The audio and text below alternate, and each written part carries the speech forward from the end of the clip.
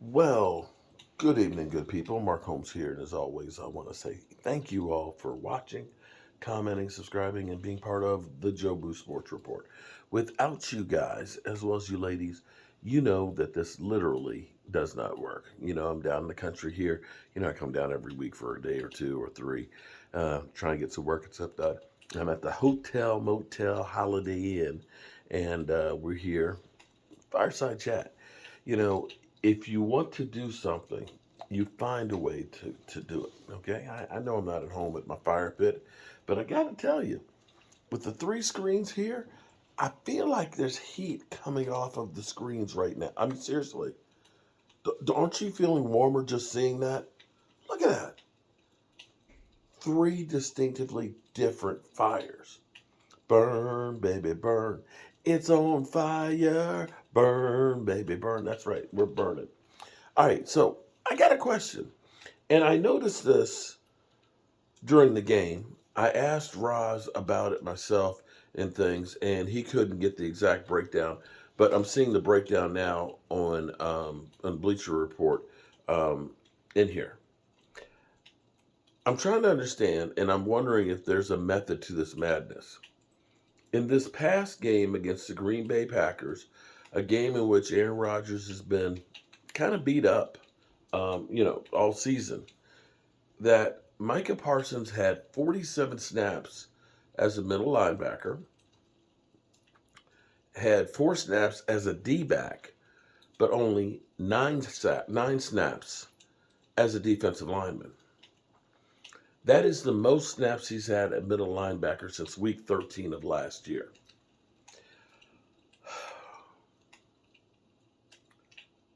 This is a case of Micah Parsons being on the line makes everybody else on the line that much better. And, it seemed like Aaron Rodgers had more time to throw. Now, this may be one of those things that the Cowboys understand that there's more things going on with Micah Parsons, that maybe he's a little nicked up. We know that he ended up getting 2 sacks in one game, that you literally saw him pull his groin. It looked like he was holding both of them. It may be that his groin is pulled. It may be that there's other injuries that we just don't know about. We probably won't know about until the end of the season. But maybe they're playing him at middle linebacker where he looked rusty. He did not have an impact. One pressure. We got one pressure from Micah Parsons. And so my question is, why have we taken arguably the best edge rusher in football and put him out half as many snaps as a D-back? Now, I know Anthony Brown went down, and we had Kevin Joseph out there. And I believe as a middle linebacker, his coverage wasn't bad. But the thing is if you get to the quarterback's ass quick, you don't have to cover for that much. Now, interesting thing. This is where I was having another little discussion with Brother Roz about running. I think here's my thoughts, and he kind of confirmed it with me as much too. When you look at defenses now, the thing is get to the quarterback right now. Your edge rushers are getting smaller and faster. Hence, Micah Parsons is about 250 pounds. When you think about when you used to have really big guys on the defensive line, immovable forces, now it's about getting up the field right now. When you do that, you can make creases. And because all your momentum is going forward, because we're trying to get to that spot where that quarterback's going to be, running becomes more effective. And see, this is a symptom of the Cowboys' defense of trying to get to the quarterback. If you want to stop the run, the thing is you're going to have to blitz more because, see, this is the difference of Dan Quinn's defense versus, God,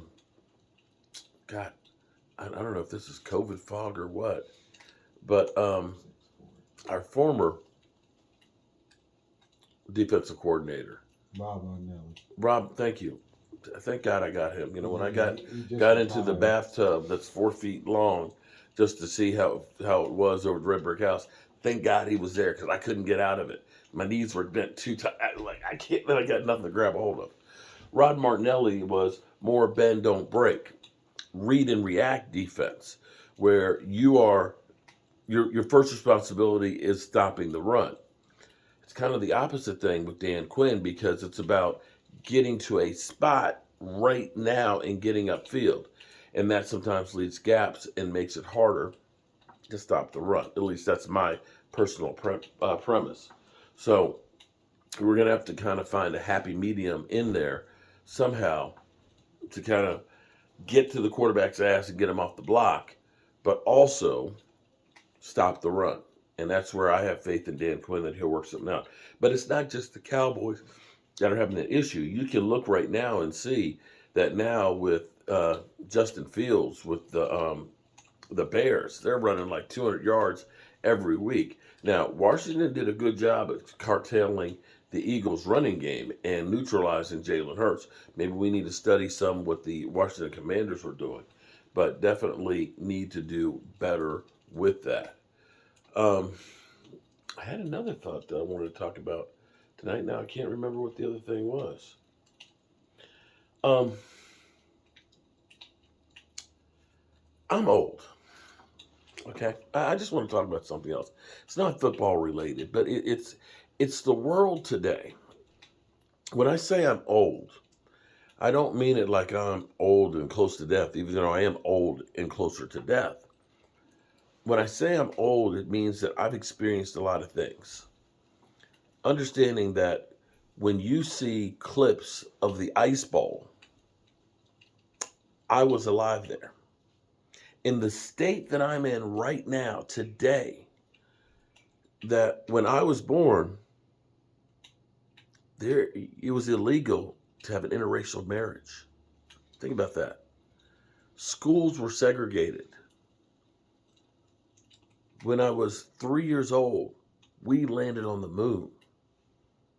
I was alive when Martin Luther King was killed. The Vietnam War, I was alive for all of it.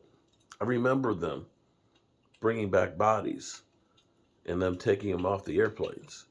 So when I say I'm old, I've seen a lot of things. And tonight, got finished working, and on Facebook, I saw somebody had posted about Pizza Hut back in the day. So you have to understand, Pizza Hut was like a gourmet restaurant just about back in the day. You know, they literally brought you a pan pizza, sizzling hot. They were the first places that actually had a salad bar. And I used to love going to salad bar.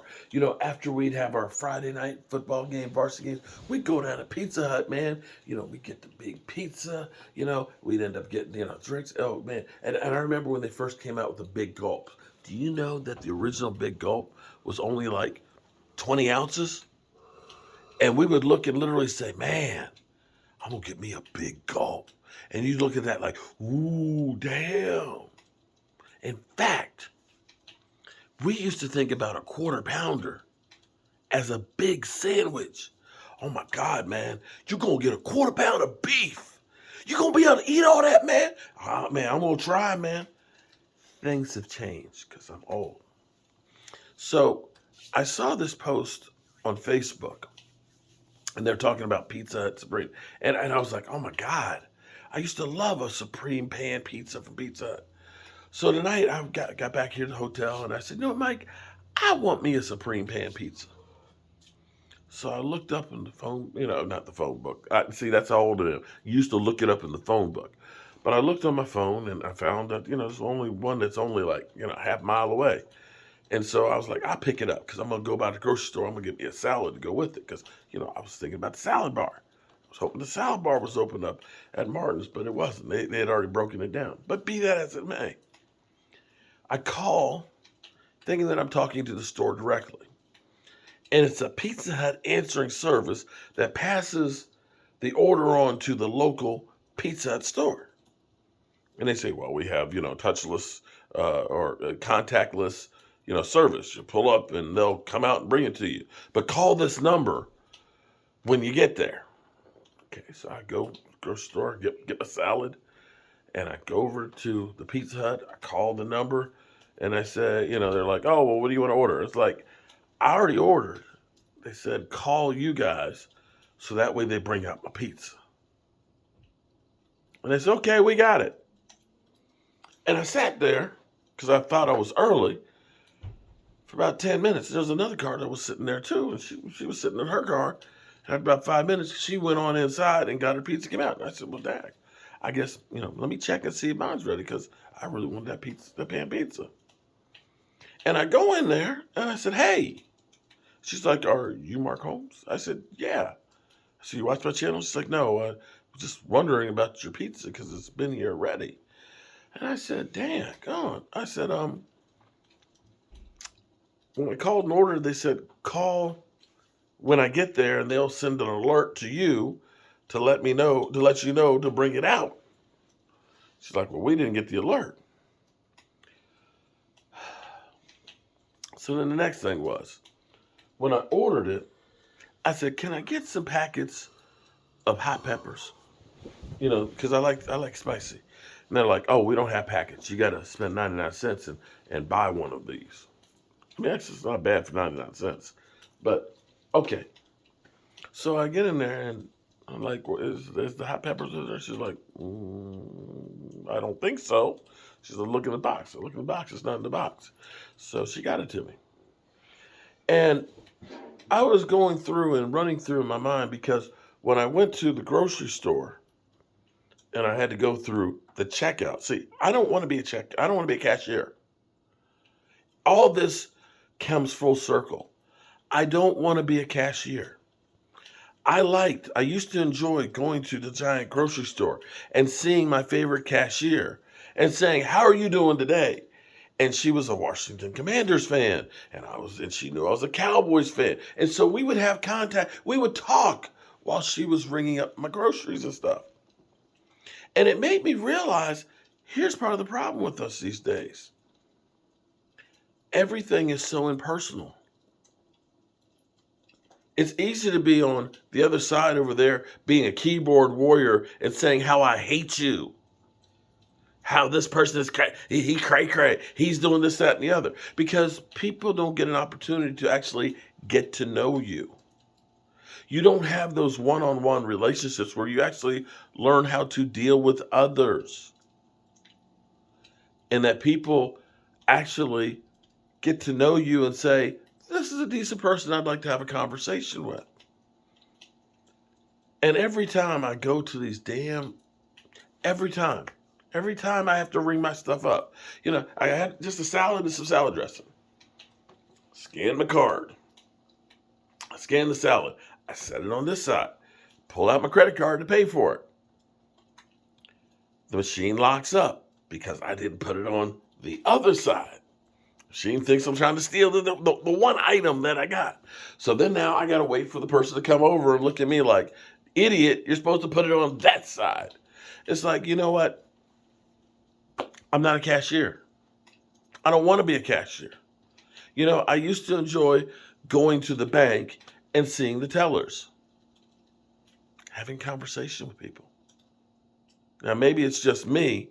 My wife does say I could literally talk to a brick wall, and I have talked to the brick walls over there at the red brick house. But all of these conveniences that we have where you just scan your check and deposit it, where you go into the store and you're the cashier, I think that's half the problem with what's going on, is people don't have contact with people. And when you have conversations with people, you find out whether you're black, white, Chinese, whatever, that we all have kind of the same wants and desires. We want to see our kids do better than us. We all want to be able to make a good living. We all want to live comfortable. We want to have a great partner in things. And I don't care what color you are. Those are all things that we all want. And maybe, just maybe, if we were actually having conversations with people from different backgrounds and people that maybe don't look like you and me, that maybe we'd all get along a lot better because we're all people. And all that hit me just because I got a damn pizza. Or was trying to get a damn pizza. Yeah, I'm old. I'm old. And y'all never understand the struggles of looking at a phone book that's literally this thick with the yellow pages. You'll never understand. I'm Mark Holmes, and well, I appreciate you guys listening to this old man. And I'll see you soon.